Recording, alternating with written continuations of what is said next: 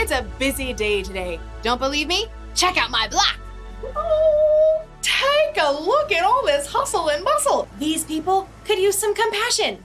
Compassion is caring enough to do something about someone else's need. But who has time for compassion when you're so busy all the time? I mean, it's the same every day. Get up, get dressed, Pop-Tart for breakfast, school, lunch, more school. Then there's homework, video games, a few selfies, dinner, music practice, and bed. And then the alarm goes off and you start all over again. It's not just you that's busy. People are busy everywhere you look. Moms and dads, business people. Buy all the things. Servers, you have the iced tea with no lemon. You have the lemonade with no ice. You have a cup of ice with no tea and a slice of lemon, right? It can seem like there's not enough time to show compassion.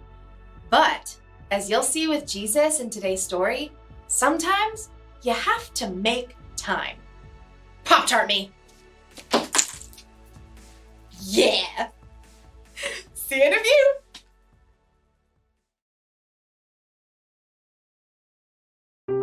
The Bible. It's 66 books of history, stories, letters, and poetry that fit together to form God's one big story. The epic adventure of how He created us and loves us so much that He made a way to rescue us. As we travel through the Bible, from Genesis to Revelation, we discover people who met God and found their lives changed forever.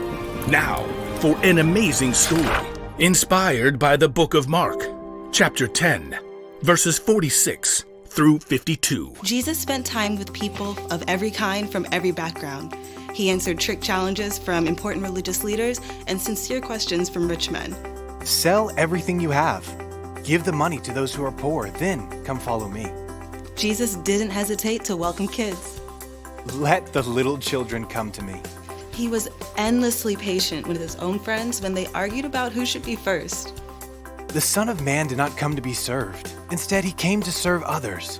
Even as Jesus made his last journey to Jerusalem, He didn't let what was ahead distract him from the people he met along the way. Hey Jesus, this crowd we picked up in Jericho is really slowing us down. Want to pick up the pace? But Jesus didn't try to shake off the crowds that followed him. It's Jesus. Hey, Jesus. A short way ahead, a man named Bartimaeus sat by the road on a torn and dusty mat. He stretched out his arms desperately, hoping someone would drop a few coins in his empty hand.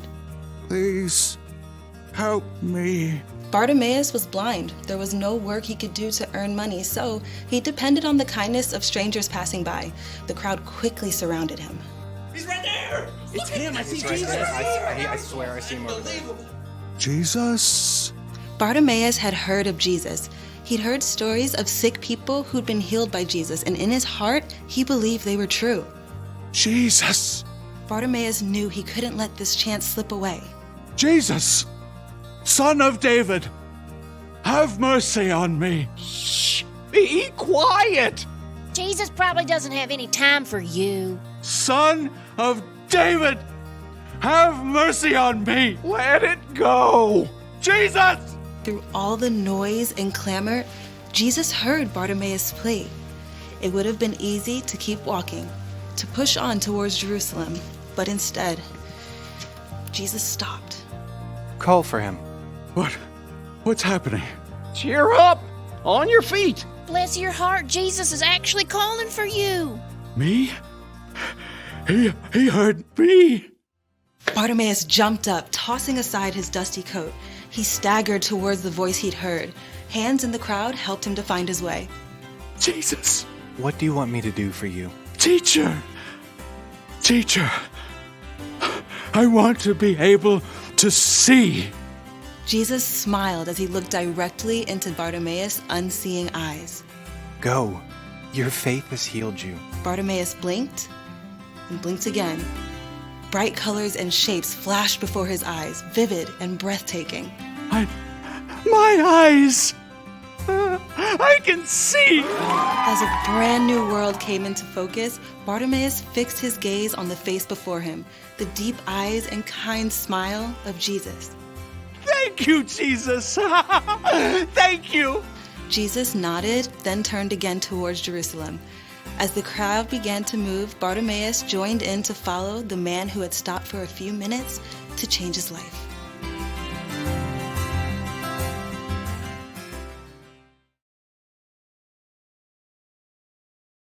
Jesus was very busy. He was busy teaching people and performing miracles. Crowds of people followed him wherever he went. So when a blind man named Bartimaeus cried out to Jesus, people told him to stop. Jesus doesn't have time to help. Somehow, through the noise of the crowd, Jesus heard Bartimaeus and made time to heal him. That means if we're followers of Jesus, sometimes we need to make time to help others.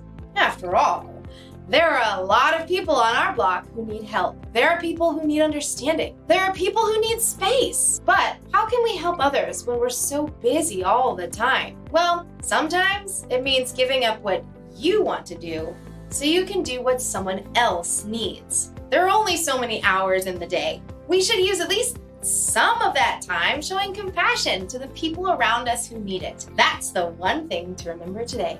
Make time to help others. You may not be able to help everyone, but if one person makes time to help another person, then pretty soon there's a chain reaction of compassion. And Pop-Tarts always help. You get a Pop-Tart, and you get a Pop-Tart, and you get a Pop-Tart, and you get a Pop-Tart. Ooh, and let's not forget, you too get Pop-Tarts. See you around.